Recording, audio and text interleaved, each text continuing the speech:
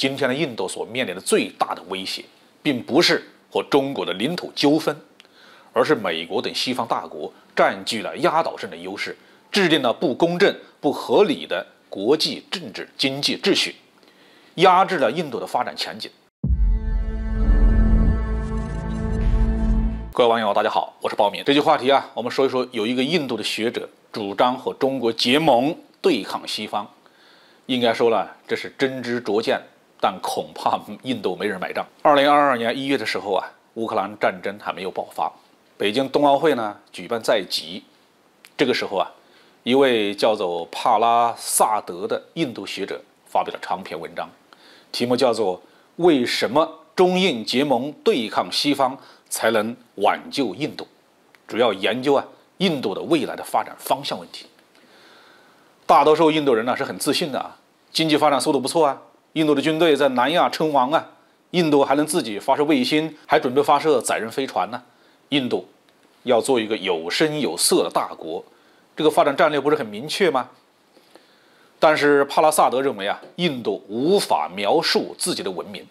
意思是印度不知道自己是谁。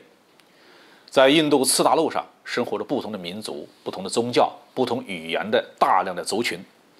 每个族群都有自己的身份认知，可是把这么些人凑在一起就不知道怎么定义了。在这种情况下，印度无法制定和实施国家统一战略，要想实现崛起，做到所谓的有声有色，那更是不可能的。相比之下，中华民族的定义就非常的清晰。从秦始皇开始，中国就统一了文字，统一了度量衡，作为一个整体出现在人类文明的进程当中。从那以后，中华民族就追求大一统，历朝历代都可以制定统一的战略方针，并有效地组织实施。这就是中国为什么能够做很多很多的事情，而印度只能是羡慕却无法效仿。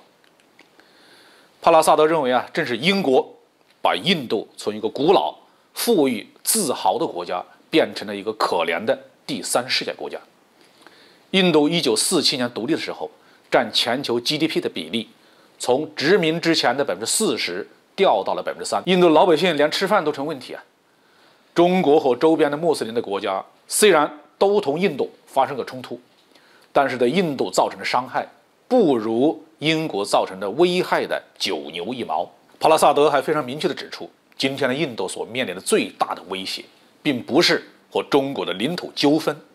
而是美国等西方大国占据了压倒性的优势，制定了不公正、不合理的国际政治经济秩序，压制了印度的发展前景，使印度无法获得应有的权利、财富和国际地位。他对中国的复兴和崛起抱乐观的态度，认为这个符合文明史的发展规律。反对中国的国家是在违背这个规律，最后一定失败。所以他得出结论和中国之间的领土纠纷不是印度面临的主要矛盾，联合起来打破西方设计的国际秩序才是最重要的。所以他主张中国和印度实现和解，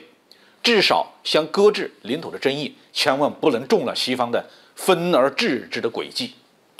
如果印度和中国结盟，印度就能获得和平发展的机会，最后可以达到非常宏大的目标，比如说印度的经济占全球的1/6，成为印度洋的强国，成为文明的领袖等等。应该说帕拉萨德是一个明白的印度人，他的这个认识是符合印度的国情的。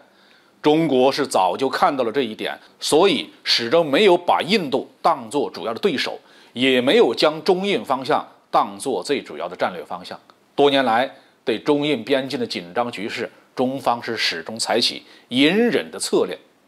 其实我们是在等待印度幡然悔悟，这是我今天把这篇文章找出来进行一些分析的原因。然而可惜的是，在印度有帕拉萨德这种认识水准的人太稀少。我们通过搜索发现，这位帕拉萨德在印度没有什么名声，他在推特上开设了账号，重点推荐了这篇文章，但是跟帖的印度网民却一点都不买账，一味的纠缠西线边境冲突的问题。显然他在印度政府那里也没有什么影响力。可惜他的真知灼见并不能对印度的决策层形成影响。好，这节话题就说到这里。